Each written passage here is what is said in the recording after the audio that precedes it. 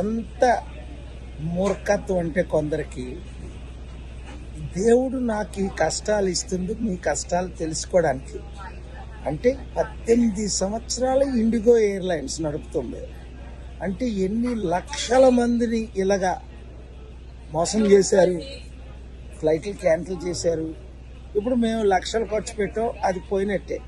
ఆ తర్వాత విషయం క్లెయిమ్ చేస్తాం, వాళ్ళు సూ చేస్తాం, గెలుస్తాం, తగ్గేదేలా. ఎందుకు ఇంతవరకు ఎన్ని లక్షల కోట్ల మంది సఫర్ అయ్యారు? పాస్పోర్ట్ ఉంది, గ్రీన్ కార్డు ఉంది, టర్కీ వీసా ఉంది, గ్రీన్ కార్డ్ ఎక్స్టెన్షన్ ఉంది, రౌండ్ ట్రిప్ టికెట్ ఉన్నాయి. నన్ను ఎందుకు ఆపారు నిన్న? వాళ్ళకి తెలుసు నేను ఎవరితో మాట్లాడుతున్నాను యుద్ధాలు ఆపడానికి. మీకు చెప్తాను. ఇప్పుడు పాకిస్తాన్ లీడర్స్తో మాట్లాడుతున్నా, ఇండియన్ లీడర్స్తో మాట్లాడుతున్నా, ముఖ్యంగా అమెరికన్ లీడర్స్తో మాట్లాడుతున్నాను, టర్కీస్ లీడర్స్తో. ఎందుకు?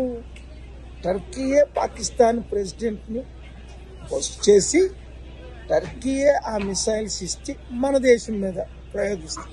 ఇది తప్పు, టెర్రరిజం అన్నది తప్పు అని నిన్న పెద్ద మీటింగ్ అవుతుందని వాళ్ళకి తెలుసు. 2 గంటలకి నేను పాకిస్తాన్ వెళ్ళిపోతానని తెలుసు వాళ్ళకి, టర్కీ నుండి.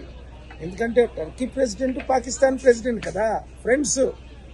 టర్కీ ప్రెసిడెంట్ ద్వారా నేను పాకిస్తాన్ ప్రెసిడెంట్కి వెళ్ళిపోతానని ఆపి, అంటే ఈ యుద్ధ వీరులకి అక్కడ ట్రంప్ అవ్వచ్చు. ఎందుకు యుద్ధం ఆపడం వాళ్ళకి ఇష్టం లేదు చెప్పండి.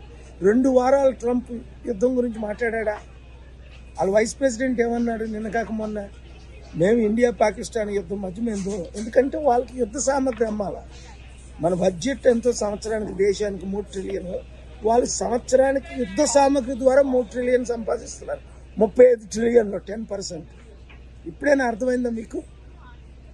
అంటే నేనంటే ఇంత భయం ఎందుకు ఈ ప్రెసిడెంట్లకి, ప్రైమ్ మినిస్టర్లకి, ఈ దొంగలకి, గచ్చి దొంగలకి? మరి అదే పాస్పోర్టు, అదే గ్రీన్ కార్డు, అదే వీసా, అది మరి ఇప్పుడు నన్ను ఎలా పంపిస్తున్నారు? ఇండిగో అంటది అపాలజీ చెప్పుకుంటా, డాక్యుమెంట్స్ లేవట. బుద్ధి బుర్రలేని గాడిదిల్లారా, మీ తడాకా తీస్తాను. ఎన్ని కోట్ల మందికి మీరు మోసం చేశారో, అన్ని కోట్లు, 100, 1000 కోట్ల, 5000 కోట్ల చార్జ్ చేస్తాను, సూ చేస్తాను, కోర్టులకు వెళ్తాను. ఎందుకంటే నేను అమెరికన్ రెసిడెంట్, నా కొడుకు India American citizen, team members. ఇది ఇంటర్నేషనల్ ఇష్యూ అయిపోయింది, వదిలేదే లేదు.